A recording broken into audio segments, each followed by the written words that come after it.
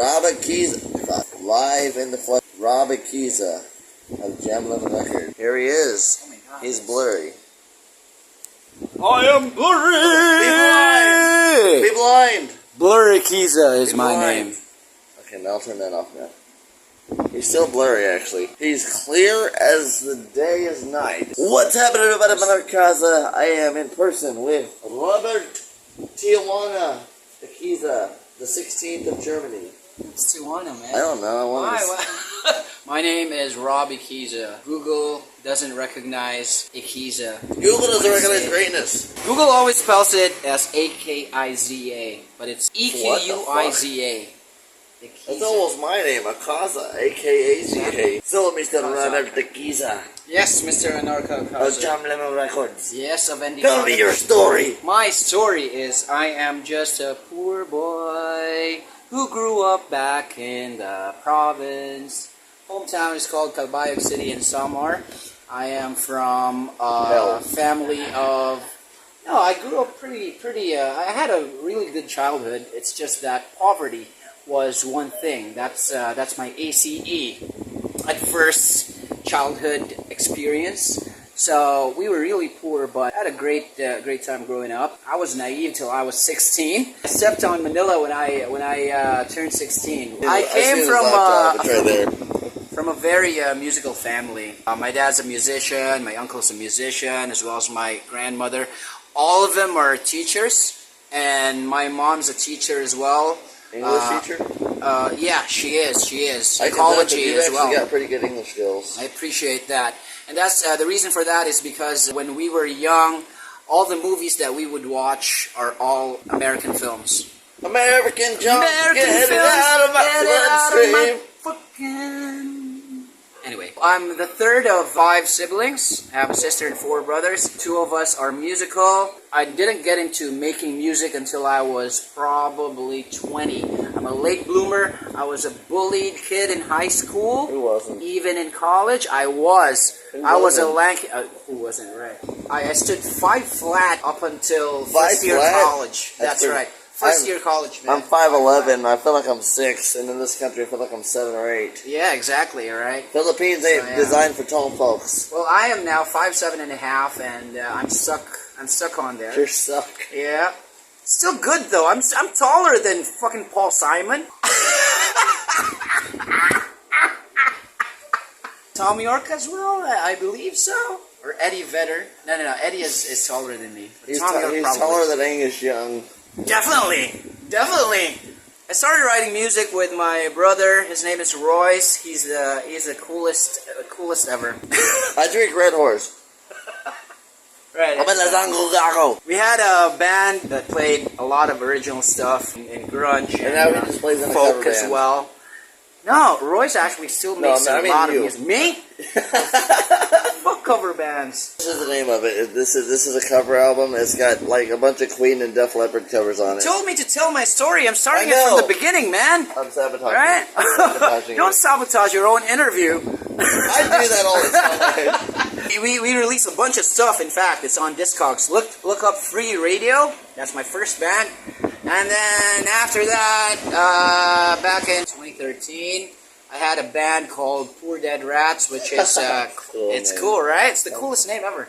We had a bunch of songs. We played live a lot, but we weren't able to record them. Those were classic rock songs and a bit of grunge as well.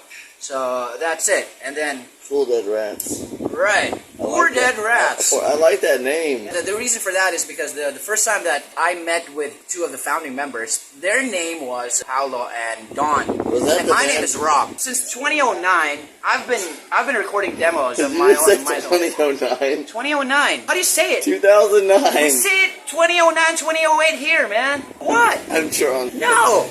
Yes. It's like 2007, 2008, 2009, 2010. No, why do you say 2009? How is that an exception? Because I've got a different brain. I don't understand. What the fuck? 2001, 2002, 2003. And then 2009 you say 2009. What the fuck? That's stupid. No. That's why I love you. Probably around 2016 or 2015, something like that. What about 2016? Shut up. I had a year-long depression. Actually wrote a book, and it's on Amazon. It's called Sound in the Background, so you should look it up. After that depression period of being in the fire. So a lot of things I learned from there, because ever since I was small, I was suicidal. I was able to handle my suicidal tendencies better after I went through that. I owe a lot to these two people, One Alive, One Dead, Marcus Aurelius with Meditations, his book, and Jordan Peterson. Those guys helped me a lot. Cool. I don't agree to everything that he says, but during that time, Ben Shapiro. after that, I took a leap of faith. I looked for sessionists, and I started. The reason I'm asking you is not to dig into it, but it wasn't music person. for those who are seriously depressed, Yeah. how did you overcome your depression to get out of it? That's what I was asking. I'm not trying to dig in there, because whatever is personal to you, that's personal. But like, what made you depressed, and how were you able to overcome that shit? Those were certain circumstances that most family men go through. Yeah, it's nobody's fault. It's just the way it is. So I had to go through all that. How long it did wasn't it last? even about music, because my band was still coming up to me saying we should continue and we should write more music. I tried, but I was out of creative juices. That's the only time that I ran out of creative juices. And that's not me, man. I always have ideas all the time. But at that point, I saw the only time that I was really depleted. Yeah, I get you. I mean, you should definitely not forget about yourself, because that's the most important thing, right? You can help others, but before you help others, you have to make sure that you are carrying yourself. That's priority, man. That's life. Being selfless doesn't mean that you do not take care of yourself, because you can't give something away that you don't actually have. Yeah, exactly. Right? So, if you have care for yourself, you can care for others. If you have love for yourself, you can love others, right? That's it. That's it. Refugees by Rob Equiza. That is a culmination of the years of songwriting and experiences that I've accumulated. So, you know, in 2017, I looked for sessionists because I was recording stuff myself, and I said these are not the type of materials that I can put out officially. So I said eventually, when I get better at guitars, because I didn't play guitar on stage ever during my first two bands. I taught myself a lot, practiced a lot. I still suck at the guitar right now. I don't. No, you're better than I am. I mean, if you compare me to a lot of other artists, but I have my own style and I'm proud of it, and that's it. So because of the chemistry that I have with my bassist and my drummer, Gerald and Spot, respectively. Shout out to you. And these are the guys on the back, right? These are the guys on the back. Yep.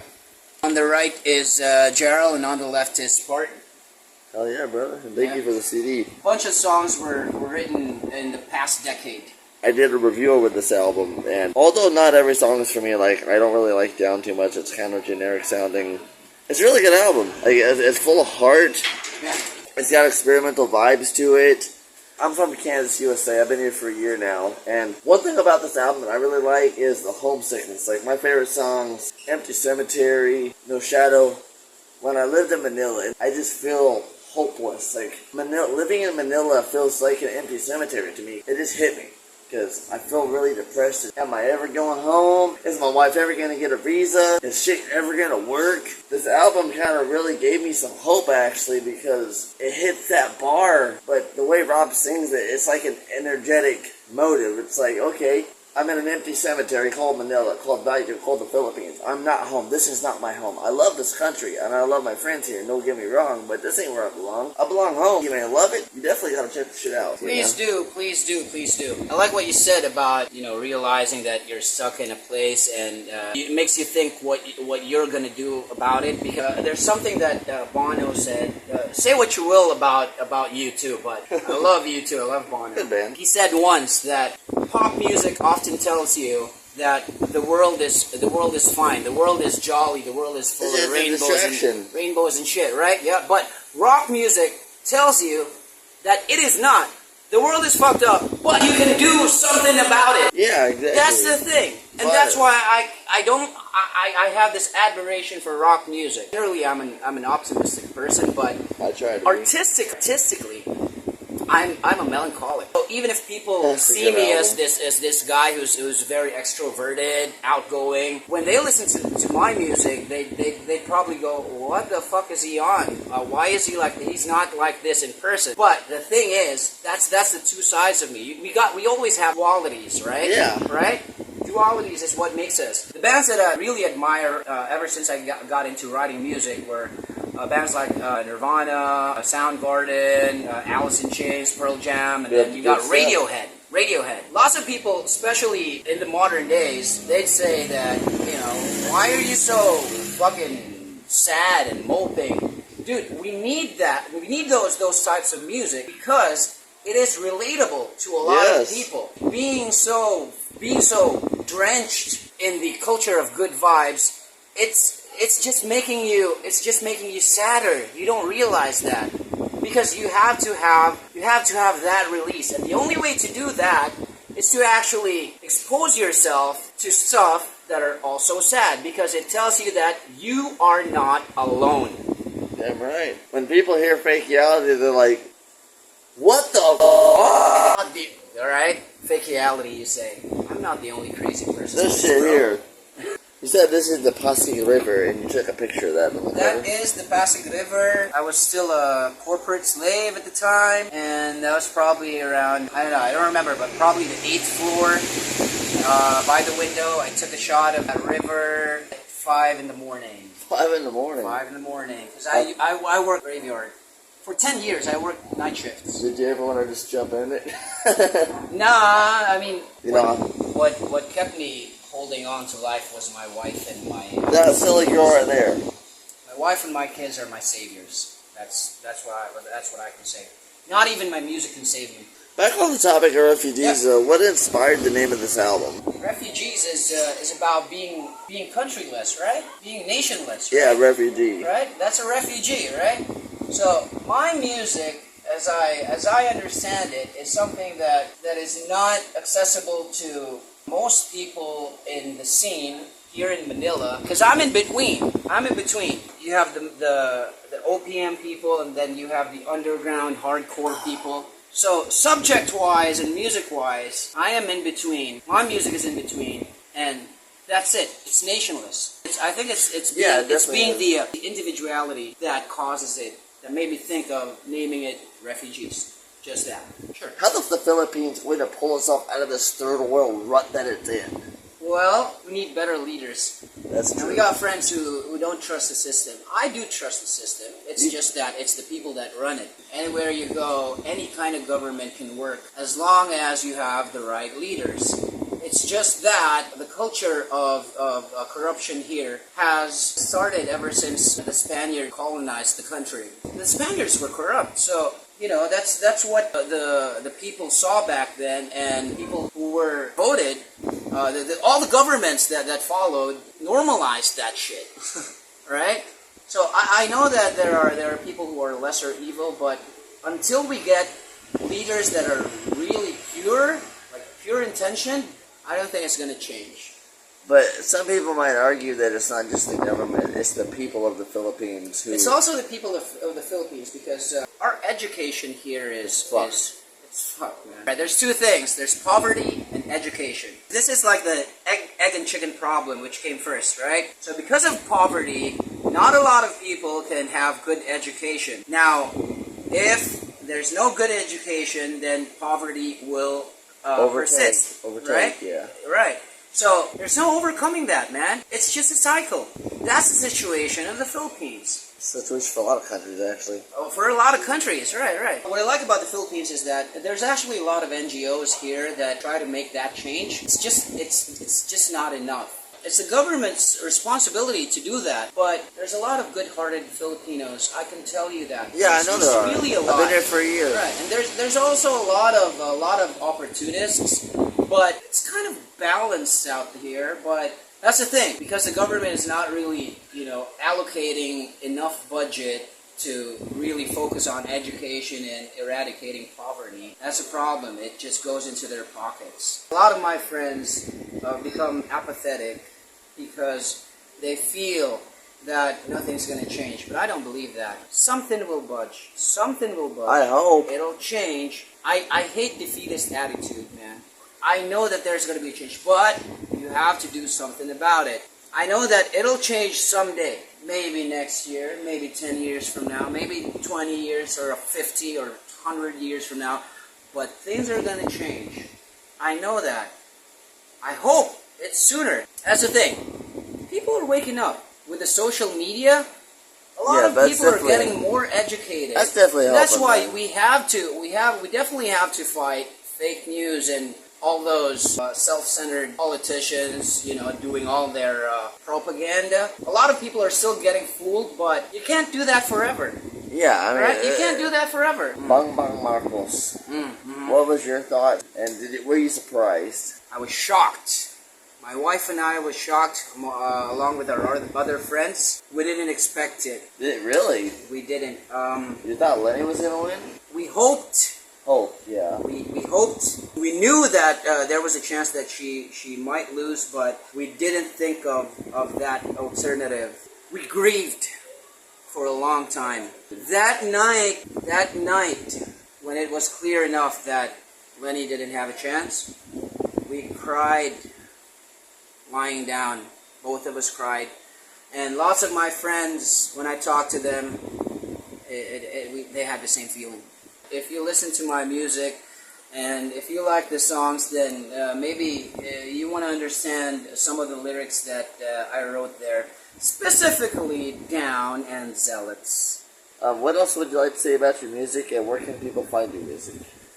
All right, well, my music is. I don't know. You might get a bit of familiarity with some of the tracks, but I do try to make it as individual. I'm the drunk one. I'm not a native speaker, man. Shut up. I try to make it as myself as possible. Please do try it out. The production. Do try it out. The production is not squeaky clean because I hate commercial music. Better than mine. All right, and it's probably in between the lo-fi shit, the garage shit, and the kind of commercial ones. Probably in between that. But the songs, it'll get you. It'll get you. It's gonna get you. It'll get you. You can find my music on Bandcamp, as well as Spotify and YouTube and all the other major streaming services. You can purchase my music. I'm going to sell it on Discogs, so please do buy it. I'm going to sell it for just an affordable price. Oh yeah? Maraming salamat po for the interview. Maraming salamat, Anarka Akaza. Ginagalang kita.